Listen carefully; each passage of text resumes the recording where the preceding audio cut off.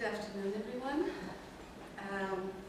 It's a special privilege to stand here today, as Anne indicated, because the University of Arizona is my alma mater.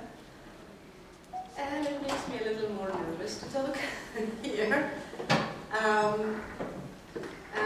But before everything else, I'd like to thank Dr. Anne Bettridge and her team for making this possible. When I was trying to come up with a topic for today's talk, there were so many things that I thought needed to be said that it was very difficult to focus on one thing. But then the topic of governance, which is also my area of specialty, and I have worked a lot on this in the past 13 years in Afghanistan. To me, and I think to many other experts, this is the core of the problem in Afghanistan. So I thought I would address that today. But before doing that, Anne asked me a few days ago, I think last week, if I needed to do, if she needed to set up for equipment, I suppose you'd say. Yeah, for PowerPoint. Yeah. I normally don't do that because it distracts you, and I'm not good with technology and all that. But then last weekend, we went and saw a Hollywood movie that was supposed to be about Afghanistan or on Afghanistan with Bill Murray. The reviews were not good, but we had to go and see it because it was about Afghanistan. And when we came out of that movie, I realized that this is the longest US war. After 14 years, Hollywood still doesn't get anything right about Afghanistan. And if Hollywood doesn't get it right because they have budgets to research and to have consultants and all that, then the public will not get it right. The images that you see of Afghanistan in the media, they are only about war, about desolate deserts, bare mountains, fierce-looking bearded men with AK-47 Kalashnikovs or RPG rocket launchers on their shoulders, women clad in burqa, or as we call it, chadari. And that's all you see about Afghanistan. I mean, maybe not this audience, but Americans in general. So I thought maybe I should do a little slideshow of what Afghanistan was before the war and what it is now, the side of Afghanistan that you don't often see in the media. So I'm going to start with that, a quick thing, and then we'll get into the issue of governance and its importance. Now, only if I can operate this. Space bar. Just space bar.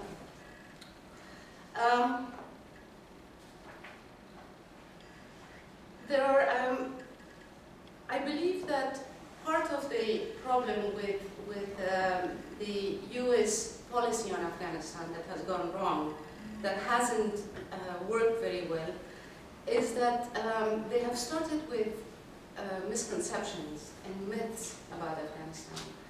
Most of them originated with the British in the 19th century, and they have lingered on. So what you heard in Washington when the war started in the beginning, in 2002, for example, was that we are going to do nation building in Afghanistan, we are going to introduce democracy to them, modernize the country, give them women's rights and human rights, and so on and so forth. The fact is that Afghanistan had started its journey long ago. And modernization or democracy is not a phenomenon that happens overnight anyway. It has an evolutionary process, and in Afghanistan it had gone through an evolutionary process until in 1978 with the communist coup and the ensuing Soviet invasion of the country, the war started, and everything, one after another, got destroyed, and so the country has been in conflict for the past 37 years, constantly. So I'm going to start with a picture from 1920s, King Amanullah of Afghanistan in Queen Suraya.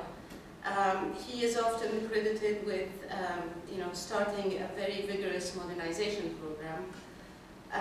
His wife was constantly in the public sphere alongside her husband. They started a series of things for Afghan women. He was the first Afghan monarch who sent a number of young women to study abroad in Turkey at the time. So this process had started. King Amanullah was also the king who he wanted to make polygamy unconstitutional.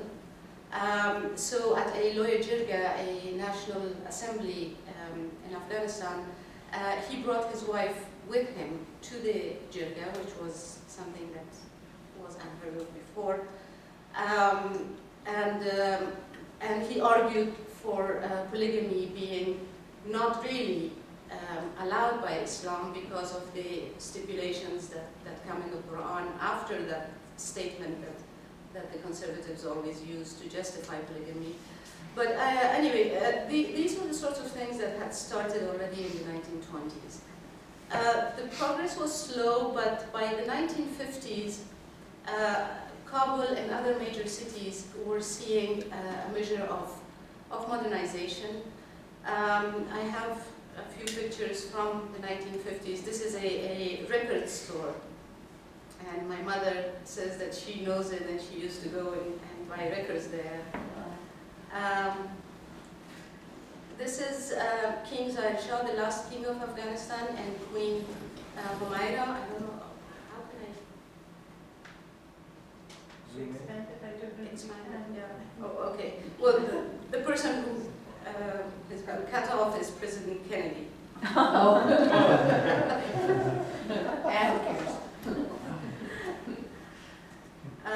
Here, you can see them better.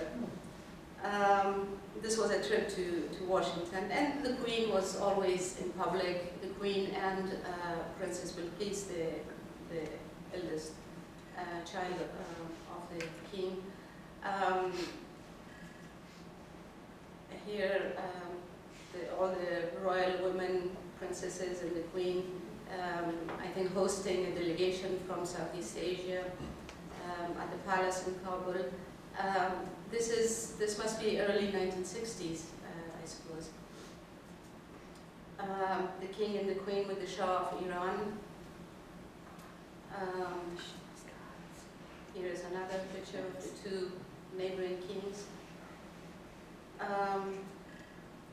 Duke Ellington came to Kabul in 1963. He gave a concert at the stadium. About 1,000 people went to listen to jazz in 1963. Women at Kabul University's science department, Girl Scouts in the 1950s,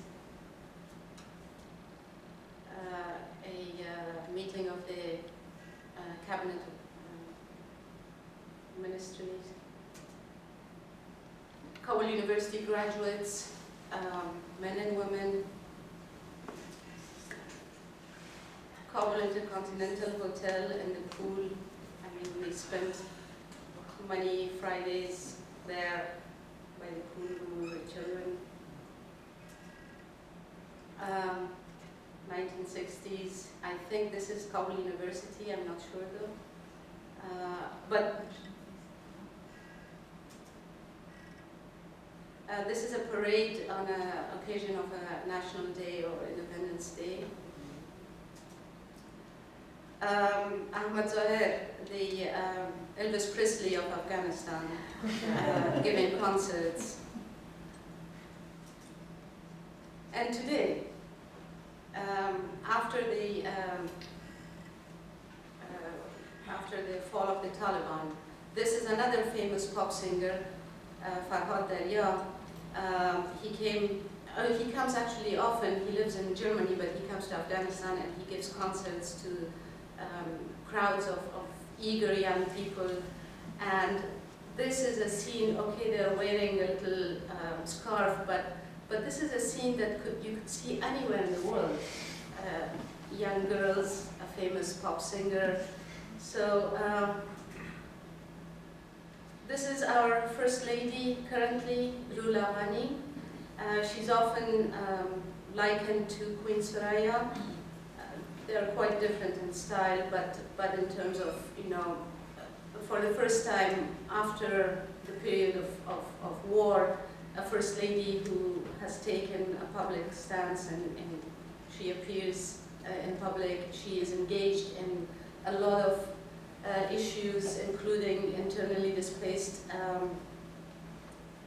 immigrants, including anti-narcotics policies and so on, and of course women's rights. Ashraf Ghani came to power after a very, very difficult and disputed elections last year, a terrible mess, which ended with Secretary of State John Kerry coming to Kabul and putting the two top contenders together and forming a government of national unity, something completely unconstitutional and dysfunctional so far. As soon as the Ghani Abdullah government came to power, the first act was to sign the US-Afghan security agreement, which the previous President Karzai had refused to sign. This is the first lady, with the two first ladies, Mrs. Obama and Mrs. Ghani. Mrs. Ghani with the former US First Lady, Laura Bush. This is the Pakistani Prime Minister.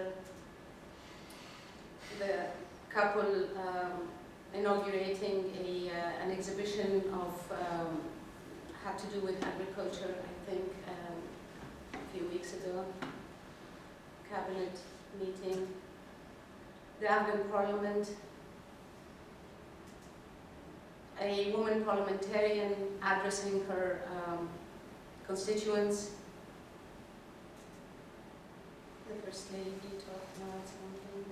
This was the day of the election, the line of women voters waiting for their turn. So as you see, the burqa doesn't prevent women from exercising their right to vote.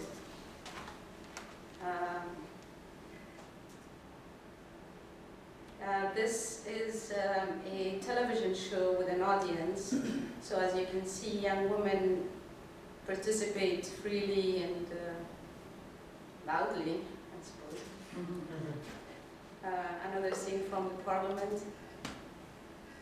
A adult literacy program for women.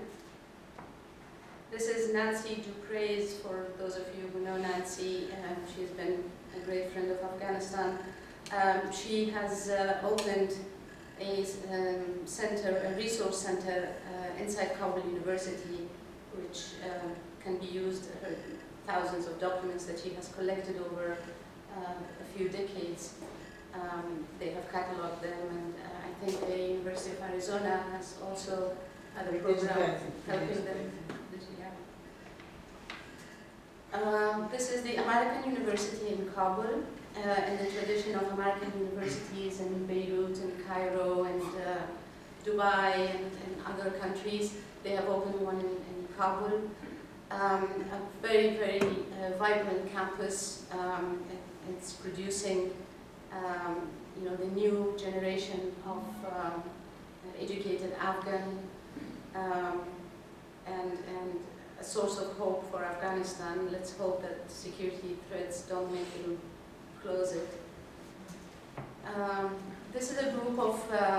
business people, businesswomen and businessmen,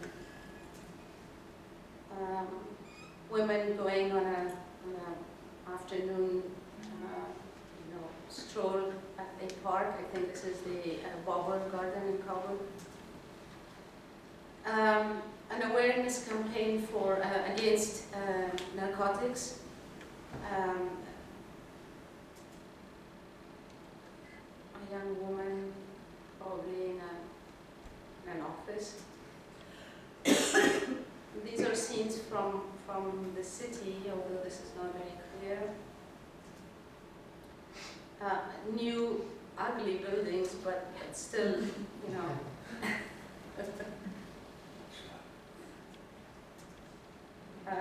a shopping center. This is the Afghan Institute of Music. It is funded by several countries, mostly Europeans and Australians. The head of it is an Afghan musician who got his PhD in music in Australia. I don't remember which university. He has returned. He's heading this institute, and they are producing wonderful work. They're taking in especially orphaned children with a talent in music, and they have a full curriculum. They go to school as well as learn music, and if they so desire, they can specialize in one or more musical instrument. They give concerts often. The embassies usually invite them to give a concert. Then they give concerts at the French Cultural Center.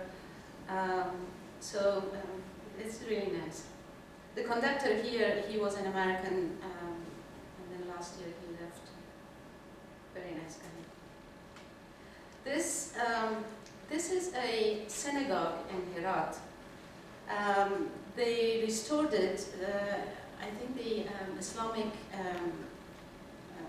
Heritage Foundation restored it, but since there are no Jews left in Herat, now it's used as a cultural center for some seminars, for training programs and all that. Young men at a circus show. There's a circus, they're very good, they're very nice, very talented. They come to whatever function you have. 2 years ago I had invited them to my son's birthday, and they put up a show for the kids who were invited at the birthday party. They're very, very talented. And those are also, by the way, orphans. The indoor swimming pool in Kabul. The Afghan national cricket team, they have been doing remarkably well. Sports is an area that it has really attracted a lot of young people, and it has helped in that transition from the wartime kind of attitude towards something healthy and aspiration. A woman in the women's football team or soccer team, a woman boxer, women bicycling around town. There's another wonderful NGO program, it's called Skateistan. They are funding skating for children and teenagers, and it's always crowded, and they have competitions and they have training. An amusement park in Kabul. On weekends the lines are so long that I don't know how people can stand that long to get in, but it shows life, it shows hope. Kids playing in the snow, again, happy kids, and a Girl Scout of today. So that was it for the show. So I by seeing these images, you can understand why I was talking about the misconceptions and how they feed wrong policies. Although the wrong policies may not just be based on these misconceptions of Afghanistan, there could be other reasons, different goals of the US and its allies. But in any case, I think, okay, Afghanistan is poor, very poor. It's a country in ruins after 37 years of war. The GDP per capita is $640 compared to $46,000 in the US. The literacy rate is about 38%, 18% among women, which is very low still. The US invasion and the subsequent US-led international military presence dethroned the Taliban, but it did not end conflict in Afghanistan. President George W. Bush billed it as America's war on terror and told the Afghans that his government will engage in massive reconstruction, democratization, and promotion of peace and stability. He called it nation building. Then the Iraq invasion happened in March of 2003. It diverted attention from Afghanistan. Then nation building for Afghanistan was going to be too costly. So instead, the US and the international community opted to build institutions, structures, and school buildings for Afghanistan. A part of the establishing democracy or a democratic system was the promulgation of a new constitution in 2004. The first ever presidential elections were held in 2005, or at the end of 2004. 3 branches of executive, judiciary, and legislative were established. An independent human rights commission, a civil service reform commission was established. The Afghan National Security Forces, although that took a bit longer, but that project was initiated. A market economy was introduced through the constitution to Afghanistan. Then they declared, we have given Afghanistan a government based on a democratic system, check mark, that's it. Given a government is not quite the same as establishing governance. Governance needs institutions and structures, a government, but governance also requires those institutions to establish and run governance processes. The fundamental problem and lack of success in establishing security and stability and advancing economic development in Afghanistan, I think, is perhaps a lack of attention to the establishment of good governance, to those processes.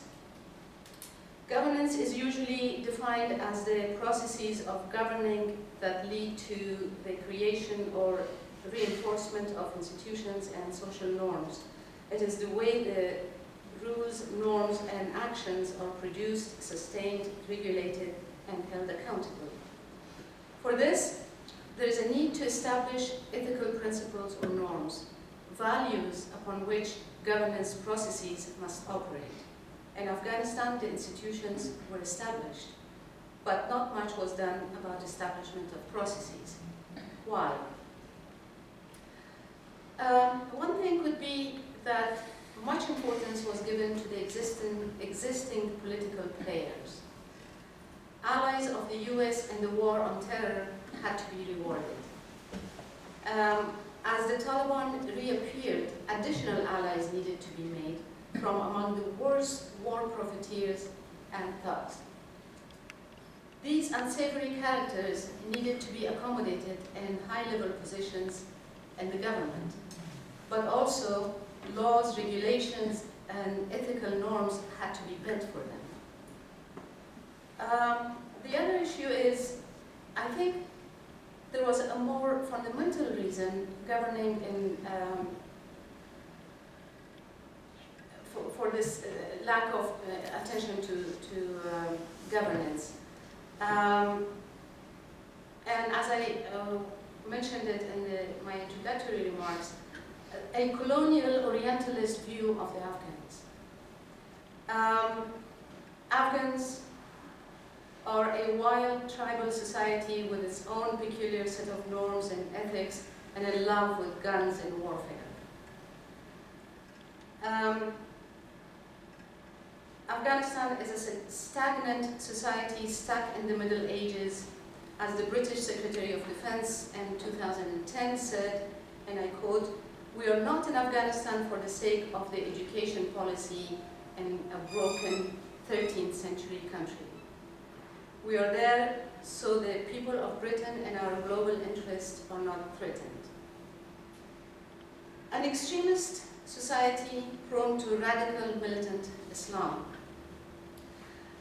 These are the basis of the West's approach to Afghanistan. It has been for maybe the last 2 centuries.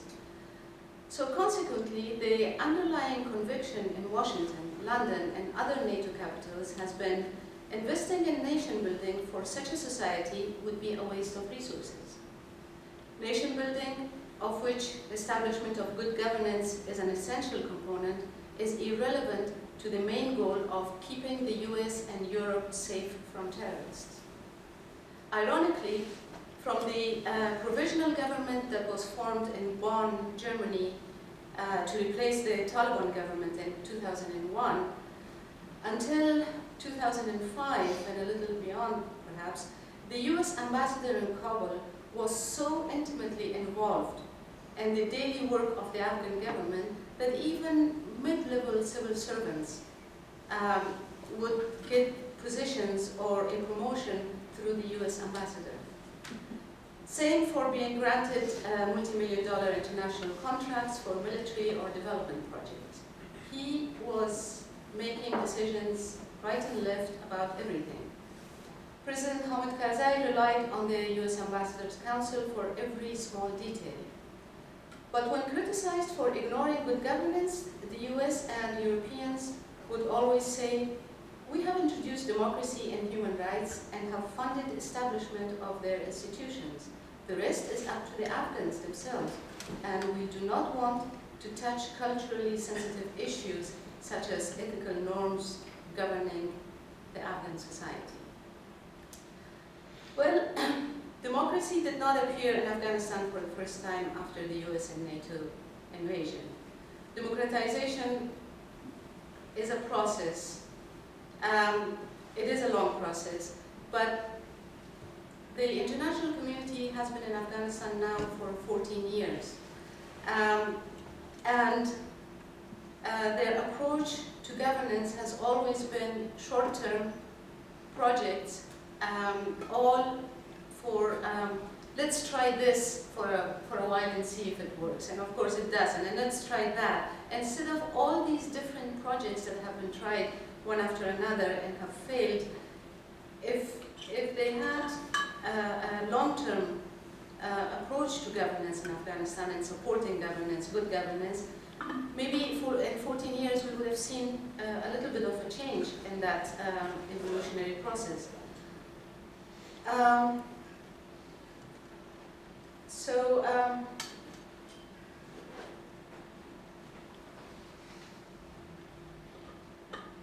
While the governing institutions are physically in place based on a democratic system, the processes are governed by a small group of political elite with no long-term vision for the country and only one purpose: to prolong their own power and strengthen their patronage networks. And the world pays them to do this. Principles or ethical norms, sometimes called, I think, meta-governance, is lacking or is sorely distorted to serve individual and faction interests. moral conviction no longer exists among Afghan leaders or their international supporters. Women's rights is a small but sharp illustration. In 1928, King Amanullah had instituted reforms in the legal system and the laws of the land, as well as social changes, education opportunities for women. In 1959, King Shah brought his wife, Queen Soraya, with uncovered face to public at a Independence Day parade. He ordered all cabinet ministers and other high officials to do the same. The government then started a wave of reforms to open the public sphere for women. Doors opened for a university education, careers, women in the cabinet, and in the parliament, etc. There was negligible resistance from the conservative quarters. And the little that was there was met with determination on the part of the king, the government, and the political elite. Zahir Shah and the ruling elite truly believed in women's emancipation. They introduced it and protected it because they came from a higher moral ground, convinced that it was the morally right path to take for the progress of the society. That we don't have today. And the post-Taliban Afghanistan, the political elite does not really believe in women's rights. The little symbolic gestures of the Karzai administration were only made to pay lip service to the international donors. So while at the grassroots level, the pool of educated and socially aware women has increased, the gains of Afghan women are not a result of the new governance systems, ethical norms. Rather, it comes from experiences of exile that they have brought back with them, awareness of the world through the media, and simple economic obligations of a country in war and millions of widows who have to be breadwinners for the family. Perhaps one of the most prominent illustrations of the consequence of ignoring governance is the country's elections institution. The 2004 presidential and the 2005 parliamentary elections were somewhat flawed, but shortcomings were tolerated as those were the first such endeavors. And the expectation was that for the next elections, things would improve. But the 2009 presidential elections and the 2010 parliamentary votes were marred with fraud. The government, influential politicians and their respective cronies, and patronage networks, including the two electoral bodies, committed blatant fraud. Both times, the international donors who had funded the processes and had observers in them turned a blind eye and endorsed the results. For those tribal people stuck in the 13th century, this was probably good enough to just make a show of democracy. No pressure was exerted from then until the all-important 2004 presidential elections to reform the process and instill ethical norms into it. Influence of the same warlords and a few newly created ones was perpetuated through continuation of granting them huge DoD and USAID contracts, not to mention the unknown covert CIA and other US and European intelligence units funds that continue to go to those unsavory characters. The 2014 presidential elections turned out to be a disaster, expectedly. 2014 was the year of transition for Afghanistan. Transfer of security responsibilities from the US and NATO forces to the Afghan National Security Forces. Transfer of power from Mohammad Karzai's 12 years of presidency to a new president through the institution of election. transitioning from the artificial foreign aid-based economy to a domestically generated economy, transitioning from a mindset of dependency on foreigners to self-reliance. The report card on those transitions does not look good. Examples of bad governance resulting in waste of resources spent on the institutions, structures, and buildings abound in all sectors. In the health sector, for example, thousands of clinics were built throughout the country. Many remain unmanned and undersupplied. Hospitals are built wherever the local strongman has been able to push the central government to build one or the international donors to fund it. Equal distribution of health centers, a governance issue, has been a problem. Not to mention many clinics for which the donor has paid but has turned out to be ghost clinics. There was a report not too long ago, I couldn't find it to cite it exactly, but I think it was by Sigar, the US Special Inspector General for Reconstruction of Afghanistan, that a GPS image showed that among all the clinics that the Afghan Ministry of Health had shown to USAID that had funded those clinics, many of them didn't exist, and 13 of them, the addresses that they put in the GPS, they were in Tajikistan. Because names are similar, so they had just put down arbitrary clinic names and addresses in Tajikistan. But all of this goes unchecked. It has been for 14 years. In the education sector, thousands of school buildings have been built and old ones restored. The 8 million kids registered in school is often cited by donors as well as the Afghan government as a huge success.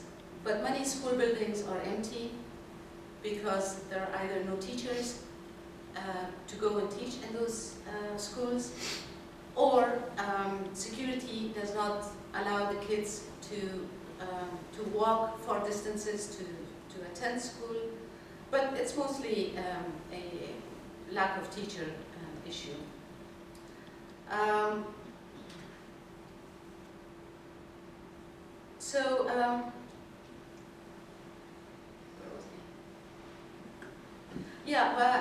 On the education issue, buildings were built again for schools, but very little attention was paid to the quality of education, to reforming the ancient curriculum, to training teachers, and all these issues that have to do with quality. So yes, in areas that we do have schools and children go to school and they graduate, we only get half-literate graduates, really. I mean, I have asked many 12th graders simple, basic questions about Afghan history, world geography, they don't know it. There are students who go through the entire high school not having a real physics class, and they get the minimum mark for physics to move on to the next level, but there is no physics teacher, so they don't teach physics. It's just there in name. And the justice sector, and this is perhaps the most important sector, because in Afghanistan, as in most countries in the East, and most Islamic countries, the concept of the just ruler is central to seeing the state as a legitimate state. States and rulers are being judged by the efficiency and fairness of their judicial system. The government may not be able to provide services very efficiently, but if they provide justice and people are satisfied with the justice system, they don't complain. And this is how it was in pre-war Afghanistan, actually. Hundreds, if not thousands, of training courses were given to judges, prosecutors, and other judiciary officials, mostly computer training. Some efforts were made to reform the system. The whole sector was given to the Italians because they had divided different sectors among different donors. Not sufficient in terms of reforms, and in some cases, reforms have made the system even more complicated. Low capacity is still a very, very serious issue. Corruption remains the biggest impediment in the judicial system. But because of that corrupt political elite that's there and is calling the shots, you can't really fight corruption. On the political side, the transfer of power to a new president in 2014 ended in a horrifically fraudulent vote. Even worse, the arrangement that was dressed as a compromise solution brokered by John Kerry gave Afghanistan a double-headed government. It was unconstitutional, it is unethical, and on practical level dysfunctional. 1 year into the new administration, but the two men and the two top candidates who formed the National Unity Government are still bickering over each and every appointment. And each is pressured by their own allies from the campaign days to have their people placed in high official positions. On the security side, President Obama's miscalculated decision to withdraw troops from Afghanistan by 2014 was clearly a decision to boost his popularity domestically. Despite recommendations by his top generals in the field, the President made good on his promise to end the US combat mission in Afghanistan. The Afghan National Security Forces were not ready and well-equipped to take on an ever-increasing Taliban offensive. In the process of building the Afghan National Security Forces, the US decided not to give Afghanistan an air force because it was too costly.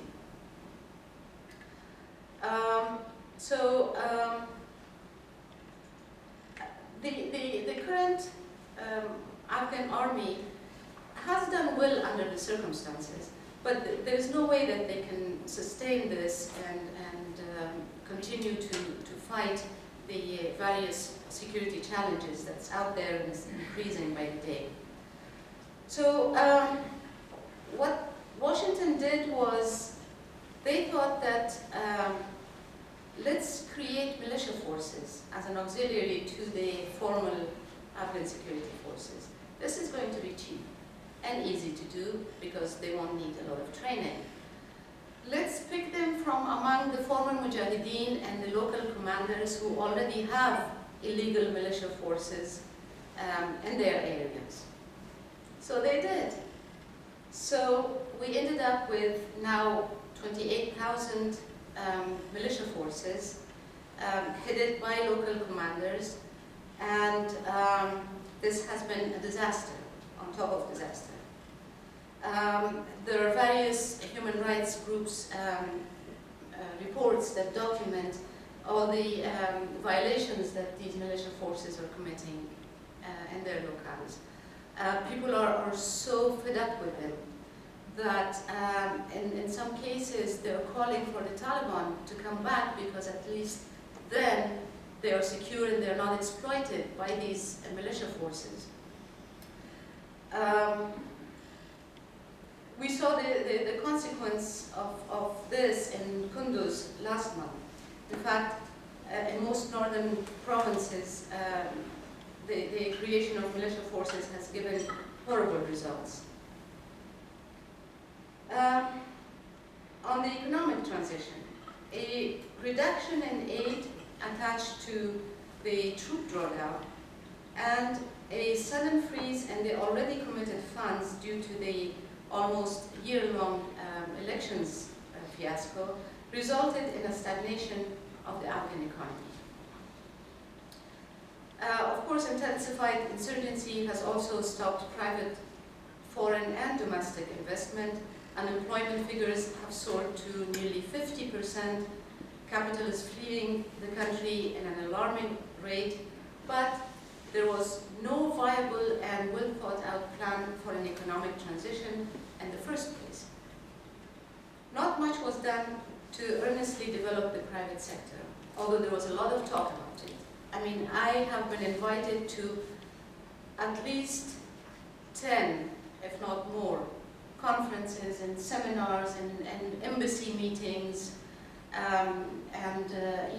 World Bank and IMF and the Afghan government. Everybody, for 14 years, they had meetings about boosting the Afghan private sector. But not much was done. Institutions dealing with the economy were put in place. Some laws and regulations were drawn up. But since the private sector became dominated by a handful of strongmen and their associates, regulations were meant from the inception to be ignored. An agency has been created, the Afghanistan Investment Support Agency, ISA. It was set to reduce bureaucracy and be a one-stop shop for businesses. But an ordinary businessman with no connections still has to run around in various government offices and get dozens of signatures before he can obtain a license. If you are a man of influence or have connections or can pay bribes, then your license arrives at your door before the end of the day and you don't even have to go. Plus, much of the private sector business flourished around the needs of the international forces as they were, the supply contracts for the international forces were given to Afghan businessmen. And so the private sector was dealing mostly with importing supplies. No serious attention was paid to boosting production. It would have meant a significant investment of resources and political pressure on two fundamental elements, electricity and land ownership issues. The first would have been too costly, perhaps. The second would have meant fringing on political sensitivities. After all, pro-government and pro-US warlords are the main property usurpers. So, whether it is efficient delivery of services, maintaining security, providing economic opportunities, generating state revenues, or any other function of the state, rule of law is the core issue. Implementation of the rule of law as one of the most important components of governance has been constantly ignored, mostly deliberately, but partly because neither the US-led International Friends of Afghanistan nor the Afghan political leadership has grasped the fact that good governance is not just forming a government, but rather creating and implementing processes that have a basis in ethical norms, not ad hoc processes based on political insecurity expediency. We have all witnessed that seeking quick fixes and sacrificing good governance for the sake of expediency in Afghanistan has failed. So has the world come to the belief that investing in governance will bring stability to Afghanistan and prevents the country to once again fall into a safe haven for terrorists? I don't know.